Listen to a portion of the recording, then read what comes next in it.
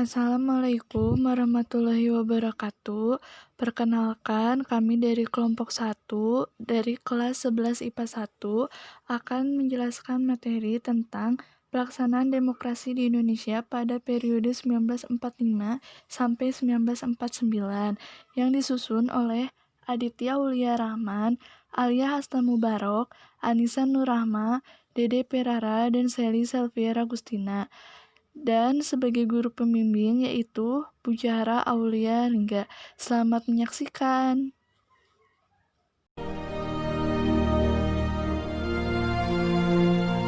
Proklamasi. Kami, bangsa Indonesia, dengan ini menyatakan kemerdekaan Indonesia. Hal-hal yang mengenai pemindahan kekuasaan dan lain-lain diselenggarakan dengan cara saksama dan dalam tempo yang sesingkat-singkatnya. Jakarta, 17 Agustus 1945, atas nama bangsa Indonesia, Soekarno, Hatta.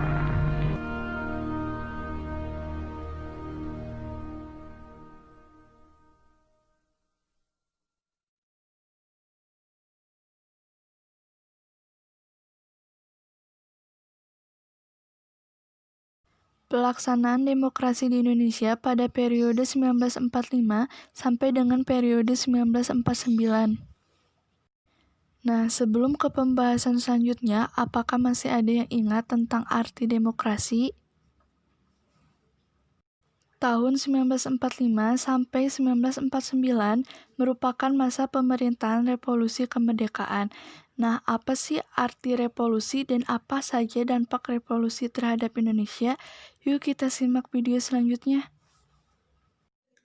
Assalamualaikum warahmatullahi wabarakatuh. Perkenalkan, nama saya Dede Perara dari kelas 11 IPA 1. Demokrasi adalah sistem pemerintahan di mana hukum kebijakan, kepemimpinan, dan usaha besar dari suatu negara atau pemerintah lain secara langsung atau tidak langsung diputuskan oleh rakyat. Kemerdekaan adalah sebuah konflik bersenjata dan pertentangan diplomasi antara kerajaan Belanda melawan bangsa Indonesia 17 Agustus 1945 sampai 29 Desember 1949. Assalamualaikum warahmatullahi wabarakatuh. Nama saya Alia Hasna Mubarok. Di sini saya akan menjelaskan tentang ciri-ciri demokrasi pada periode 1945 sampai 1949. Di sini ada 3 ciri-cirinya. Yang pertama, partai-partai politik tumbuh dan berkembang dengan cepat. Yang kedua, pemilihan umum belum dapat dilaksanakan. Yang ketiga, pelaksanaan demokrasi baru terbatas pada interaksi politik di parlemen. Sekian dari saya. Nah, selanjutnya dampak revolusi bagi demokrasi yaitu yang pertama, belum kuatnya elemen-elemen di Indonesia. Yang kedua, karena Indonesia masih mempertahankan kemerdekaan di era revolusi. Yang pertama yaitu karena Belanda masih ingin menguasai bangsa Indonesia. Dasar-dasar peletakan demokrasi. Dasar-dasar peletakan demokrasi ini berasal dari usulan para pendiri bangsa, yaitu yang pertama Muhammad Yamin, asas kerakyatan, dan Insinyur Soekarno, asas mufakat atau demokrasi. Insinyur Soekarno pernah berkata bahwa demokrasi bukan hanya terbatas pada komitmen, tetapi sesuatu yang perlu diwujudkan.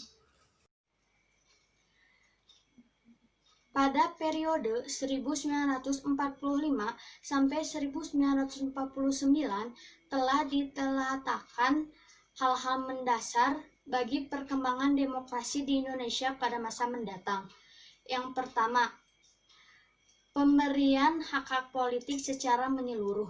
Yang kedua, presiden yang secara konstitusional ada kemungkinan bertindak diktator, dibatasi kekuasaan ketika KNIP terbentuk. Yang ketiga, maklumat wakil presiden yang memungkinkan terbentuknya sejumlah partai politik. Jadi, revolusi kemerdekaan yaitu berisi tentang Indonesia dan juga Belanda, di mana Indonesia ingin mempertahankan kemerdekaannya, sedangkan Belanda ingin merebut kemerdekaan itu kembali. Jadi, sistem demokrasi pada saat itu tidak berjalan sesuai rencana atau tidak sempurna, karena Indonesia masih terfokus untuk memegang teguh atau menjaga kemerdekaannya agar tidak direbut oleh Belanda. Nah, sekian yang dapat saya sampaikan. Mohon maaf apabila ada kesalahan kata, dan semoga apa yang telah saya sampaikan bisa bermanfaat dan menambah wawasan ilmu pengetahuan kalian. Wassalamualaikum warahmatullahi wabarakatuh.